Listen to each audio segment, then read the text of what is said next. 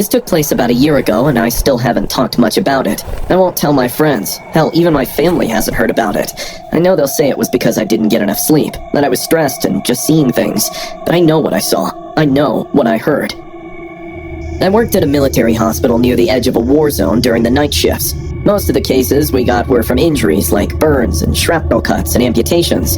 I got used to seeing things that would scare most people. That's how the field of medical care is. After some point, you just work like a machine to meet the needs of your responsibility.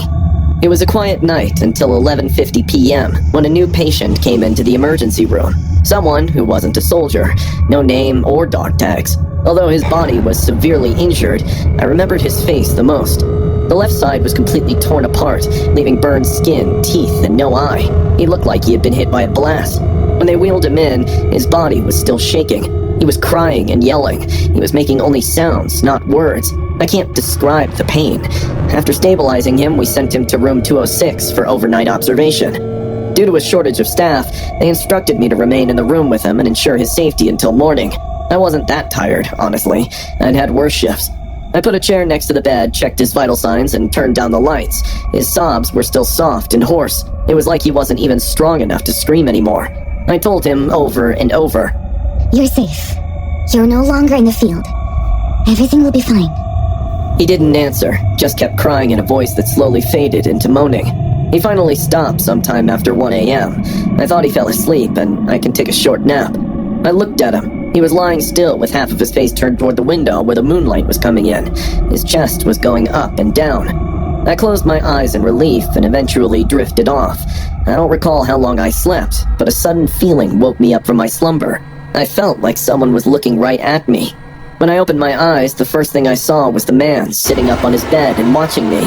I'm not easily scared, but the way he looked at me that time sent a shiver down my spine. I saw the clock. It was 3:30 in the morning. In the moonlight, his face looked 10 times more horrible. The eye he still had was wide open. In a shaking voice, I asked, "Did you need something?" He smiled at me, a dry, broken smile. He then took a deep breath and replied, "All my pain is gone now." His voice sounded cold and raspy, but he spoke in a tone that felt like a huge weight had been taken off his shoulders.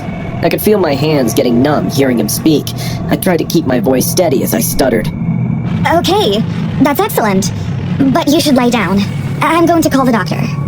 When I got up to reach for the phone, he laughed. It began slowly. The noise got louder, more twisted and wrong.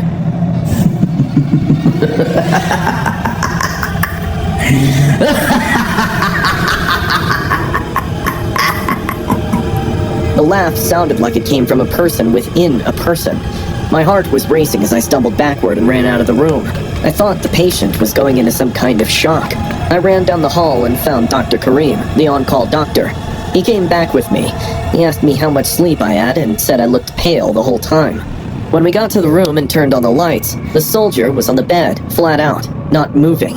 His mouth and eyes were wide open. With a stethoscope on his chest, Dr. Kareem checked his vital signs and took his pulse. But then he looked at me with a strange face. "Naomi, this guy's been dead for almost 2 hours." I turned my gaze back to the patient who was lying on the bed and was taken aback by what I heard. I was feeling sick. I said in a whisper, "But I talked to him. He got up. He gave me a smile. Doctor, he laughed. He said he wasn't in pain anymore. I swear to God." But Dr. Kareem watched me like I'm some delusional grandmother ranting utter nonsense. "Naomi, you've been working too much. How about you take some time off? I'll inform the morgue to care of the body." And just like that, he walked away. I stood there, looking at the dead patient in front of me for a few more minutes, then went back home without saying anything more to anyone at the hospital. All the way, I kept arguing with myself on whether it was a bad dream or grim reality. I know what I saw, though. That man returned, smiled, and said those words to me, even only for a moment. I was told to take a week off. Yes, I did. After that night, though, I never went back to room 206, not even to look at it. Afterward, I looked at the hospital records. No one was able to find him. No name, nothing. No one came to claim the body. 3 days later, they buried him in an unmarked grave near the military base. I sometimes wonder if I was the last person he saw while he was living, or the first person who saw him when he was someone else. I don't know if anyone out there faced something similar after losing a loved one, but if you did, let me tell you, I understand your pain. And that's why I've decided to share my story at IMR Scary Tales. I'm Mira, and I live in a small town near a forest, the kind of place where smoke from the woods always fills the air, and old women still put salt lines on their windowsills to keep evil spirits away. The kind of place where people pray for the safe return of their sons, and sometimes never stop. My husband, Arav, was a soldier. Arav was a strong and kind man who would take in stray dogs and become emotional during patriotic songs. We were married less than a year when he was deployed. I remember the last morning I saw him, his uniform perfectly ironed, his boots polished, and his nervous smile hiding something he didn't want me to see. I got the telegram 8 months later. It came at dusk. A man in uniform stood outside my cottage, his face unreadable. He didn't need to say anything. I saw the folded paper in his hand and immediately crumpled to the ground.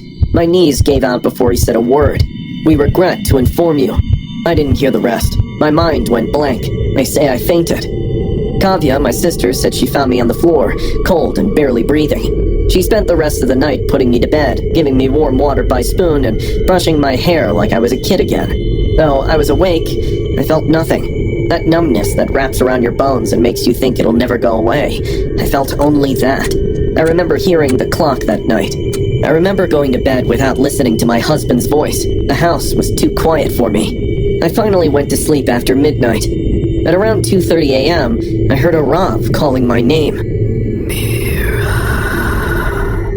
It was so soft and gentle that I dismissed it as the wind, but then again, I heard it. It was clearly his. I sprang up in bed. The window next to me was open, and the wind was making the curtains flap. For a brief moment, it felt like a dream. I took a deep breath. Then it happened again. Mira, come here. It was his voice echoing in the night, like he was calling me from the edge of the trees. I should have screamed. I should have shut the window and crawled back into bed, but my grief spoke louder than reason. If there was even a sliver of a chance. I wrapped a shawl around me and stepped out into the night barefoot. The grass was cold and damp. The moon lit the path between our home and the forest in pale silver. Everything else was still. Not even the insects chirped. My feet led me forward, pulled by that voice. Mira. It was always just ahead, deeper and deeper into the woods. I should have known something was wrong when I noticed the silence. No rustling animals, no birds, just a stillness that felt staged. That's when I saw him. A figure standing a few meters ahead, just beyond a cluster of tall trees.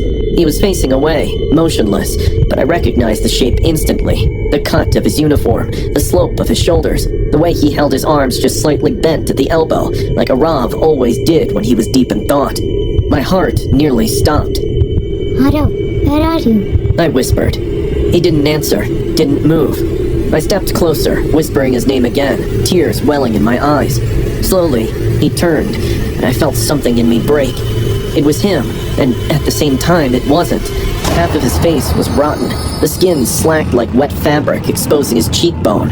His eyes were gone, only a pair of empty sockets glistening under the moonlight. Yet he looked straight at me with a kind of pain I can't explain. He appeared to be attempting to express something, yet he couldn't recall how. His mouth opened, twitching. Sound came out, but no words, just gurgling gasps, like he was trying to breathe through whatever took his life. And then, he smiled. His smile was small, crooked, and bone-chilling, causing every hair on my body to stand up. I screamed so loudly that my throat turned raw and everything became blurry. The next thing I remember, it was morning. An old lumberjack named Suresh found me near the forest's edge. I was lying beside a thorn bush, unconscious. The brambles ripped my nightgown, leaving my feet scratched and bleeding. Everyone said I must have sleepwalked, that my mind had snapped under grief, but I remember every second of what I saw. My sister brought a doctor. He checked me, said I was physically unharmed, but warned Kavya that I was in a trauma-induced fugue state. He advised Kavya that I needed rest. My mind was filling in the blanks, but here's the thing. No one told him about the voice, or the man in the trees, or the smile. And yet, the first thing he asked was, "Did you dream about your husband calling to you?" That's when I knew something deeper was at work. No one ever recovered Arav's body. The army said the explosion left nothing behind.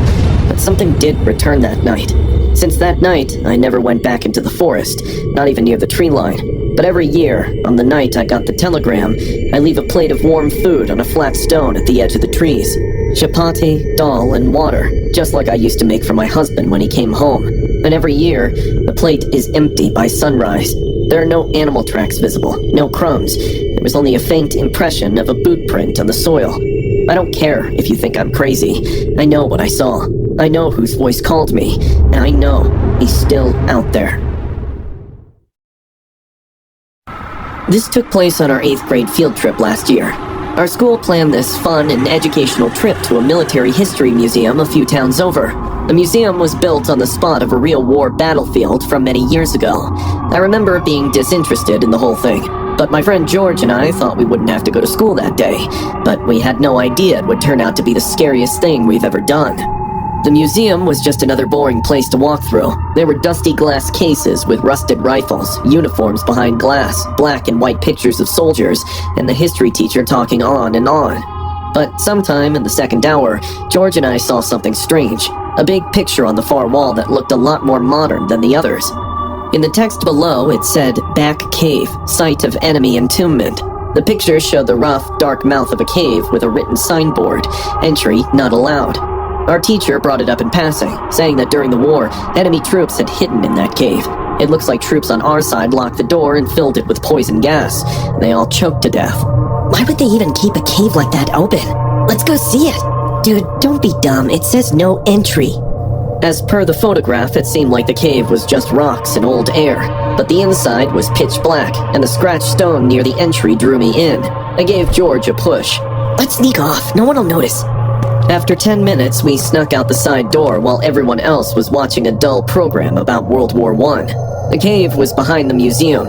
It was a long, overgrown road. In the end, we saw it. There was a huge sign stuck on a tree that said in all caps, "Restricted Zone, Entry Prohibited." A long metal chain was wrapped around 2 rocks in front of the cave entrance, as if to keep people from going inside. But there were no guards or CCTV around, and the chain was barely blocking our way. We crossed it over. It should not have been that cold in the cave. When we walked inside, the air felt different, like when you walk into a basement after a storm. There was this wet, heavy feeling around. George kept saying that we should go back, but I told him we'd take a quick look, probably 5 to 10 minutes. We turned on the flashlights on our phones and went further. The walls were damp and had moss growing on them. We saw old, broken wooden boxes, what looked like old, worn-out boots, and, I swear, real bones. We weren't sure whether the bones belonged to animals or humans. Suddenly, George pointed at the nearest wall. Look, over there.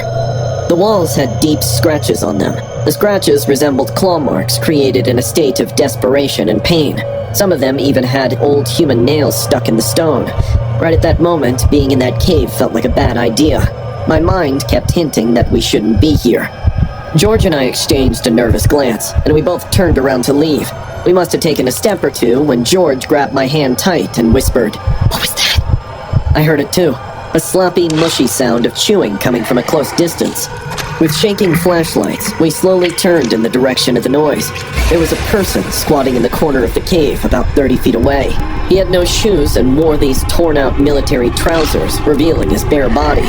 There were bones protruding from its pale skin, which looked as though it had been melted in certain areas, like he had walked through fire, which made his skin melt. It had something in its mouth. It must have been a bird or a rat, but whatever it was, he was chewing on it, and we could hear the blood and flesh of the animal being crushed by his teeth. We were still in fear. Slowly, the man turned towards us. There was no human quality to the creature's face. Both of its eyes were hazy, and one of them was nearly gone. The jaw became excessively loose. He reminded me of the movie Resident Evil. He stared at us for some time, then gulped the lump of flesh hanging from his mouth. All I remember after that was George screaming and running. I didn't wait either. I just bolted out of the cave. Behind us, I could make out its snarls and gag reflexes as it dragged its limb across the cave floor, as if it were gasping for air. We ran until we saw light. We sped out of the cave, past the chain, and into the sun without even pausing to breathe. George passed out. I gasped and fell to my knees. As soon as we got back to the museum, we were soaked in sweat. Obviously, no one believed us. The teachers yelled at us for going there. The museum workers informed us that we had frightened ourselves in the dark, as they had cleared the cave many years ago. It's impossible for anyone to survive in there after the gas attack, but George and I are sure of what we saw. However, George and I developed our own theory. What if someone actually survived the attack? Hours of struggle and searching for a way out made him somewhat adaptive to the poisonous air. Maybe he didn't die from the effects, but suffered a more horrible fate. He might have changed into something else, something that only appears to be a human. Since then, I've been afraid to stay in the dark. Even at night, when I wake up in my bed and my eyes casually travel to the dark corners, I swear I see him sitting there and smiling.